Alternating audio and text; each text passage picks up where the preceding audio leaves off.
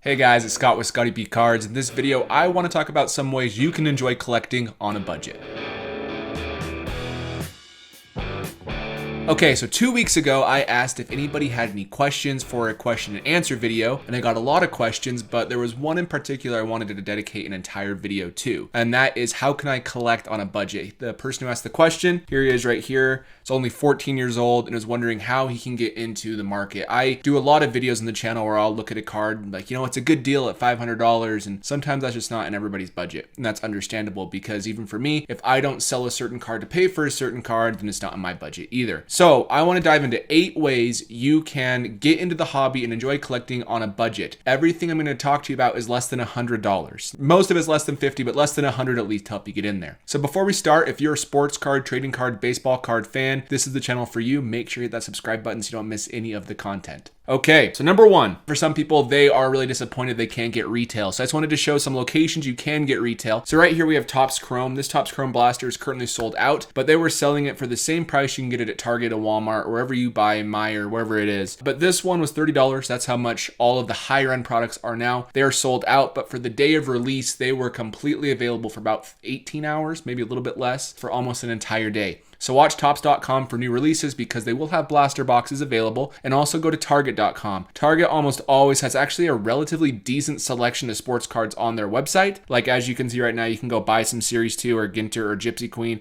or even some Chronicles football or Prism football. I know it's draft, but it's still cool. And they'll usually have product for at least a few hours as well. So that's the first one, is if you don't know there's retail out there, there's some websites you can access this product and get it for an affordable price still before a markup on eBay. Number 2 is Instagram trades. I have dedicated an entire video to Instagram on this channel before, and the whole thing about Instagram, it can be Instagram, it can be, other websites, Twitter, Facebook, whatever group you're in. This is a great way to improve your collection. You can take a player or a card that you don't really like and collect and turn it into something you do collect. The whole point of this hobby is to slowly increase your collection, and after a while, maybe years, you have something you're really proud of.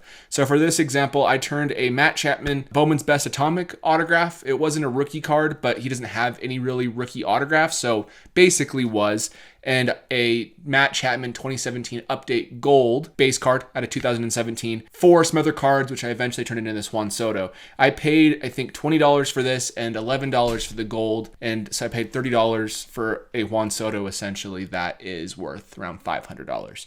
So it's just trading and making smart moves. It's not about having the most money, it's just about making smart moves consistently and continually so you're able to have success and get stuff you like. In this example, Instagram trades, go onto your story, say, I'm trading these cards, let me know what you have, I'm looking for this. People will reach out to you and you can make a few trades for the player you like. Sometimes they don't work out, sometimes it takes a long time to find a good partner, but you can enjoy the hobby this way and get some really cool cards for your collection. The next one is being smart is better than being rich. And the reason I say that, these are all purchases I've made in the last year, maybe 2 years at very most. And some of them haven't paid off huge, but overall I spent less than $80 on every individual card here, and I was able to get a return on all of them. For example, this Bryce Harper, this is before he was having a great year this year. I thought he was undervalued, so I got this on auction for $16. It could go for about $40 now, so not a big win or anything, but still, if you make increases like that consistently, you can help. This Mookie Betts at his peak, this was going for around 80 to 100, paid $18. These Brendan Rodgers, I picked up 32 base rookie cards of his. I'm a Rockies fan, and I always liked Rodgers, for $10, and I could probably sell them for $1 each now, so $32. Plus, there's a lot of short prints and parallels, actual short prints from his update, and a couple optic hollows came with it. And then this Mookie Betts actually hit around $500 consistently before the season started, and I only paid $76 for it. So the point is, there's cards out there you can get cheap. It's just being smart.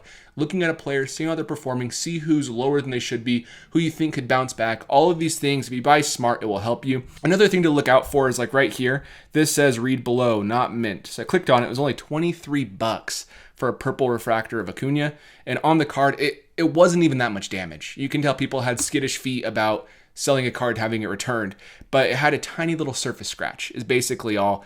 I got it, I sold it for like $100 a month later while disclosing the surface scratch. So there are wins out there. A player like Evan Longoria, who's a borderline Hall of Famer, get a bold Bowman Chrome first autograph for $27 is pretty awesome.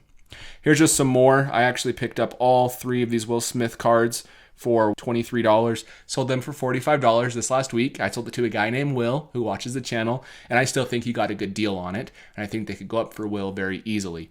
But regardless, it was a good buy. $15 for a Juan Soto rookie refractor. This Zach Greinke is a rookie gold medallion for $1. No idea if that'll be worth, $10, $30 in the future, but I thought it was a good shot just because it's a Hall of Fame type player. Doesn't have many rookies. It's a parallel of his rookie card.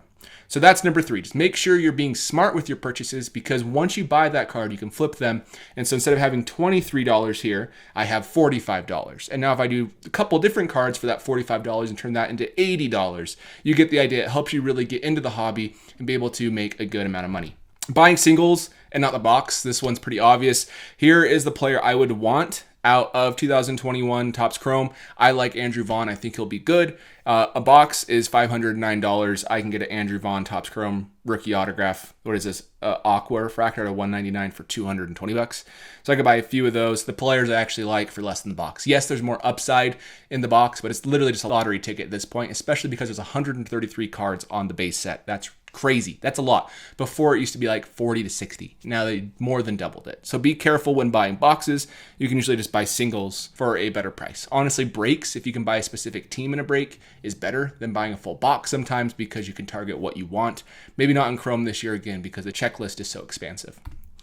All right, prospecting late round players or even late first round players. I asked some people on Instagram. Slabstocks Nate actually came back with their response. He loves buying first Bowmans on ComC. I don't do that, but I know he kills it with that. So you actually can go to ComC and buy first Bowmans of late round draft picks or even early draft picks for $5 or $10.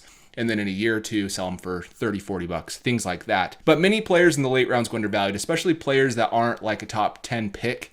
This is an example. This is Nick York. His Bowman Chrome autographs are expensive, but this is a refractor of his first Bowman for $15. He is a high school player for the Red Sox. He had a pretty good year. He had 76 games, 10 homers, 47 RBI, 323 batting average with a 913 OPS. That's pretty good for a 19-year-old, especially because he's basically 2.5 years younger than the average player in that league. So targeting cards like this can really pay dividends as long as you believe in the guy. Buying prospects blindly is really not a good idea. Most prospects don't pan out. Nick York might not make it to the big leagues. I think he will. I don't see why he wouldn't, but he might not. So just be careful. Make sure if you believe in a guy, buy him early. If you want to target a late round draft pick that's not really worth a ton, but he's having a great year, usually can get some really good deals on some first Bowmans and some refractors. Number 6 is buying raw and grading well. This is super, super, super risky, but it has a ton of upside. This used to be a lot more commonplace in the past when PSA was $12 to grade. People didn't grade everything, and it just made more sense logically.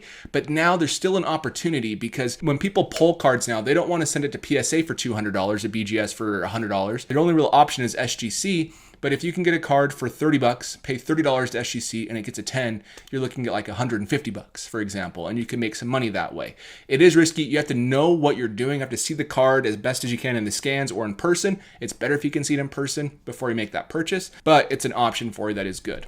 And just to make sure, it's best if you have some extra money you can basically put into SGC for a while. SGC is around a month turnaround, and overall that's a pretty good turnaround, but it's still a month of money that's being held. So just be careful with that. Number 7, this is my favorite one. Dollar and quarter boxes have tremendous value. We could even say $10 and less boxes. There's just boxes of random cards that I think have good value in them.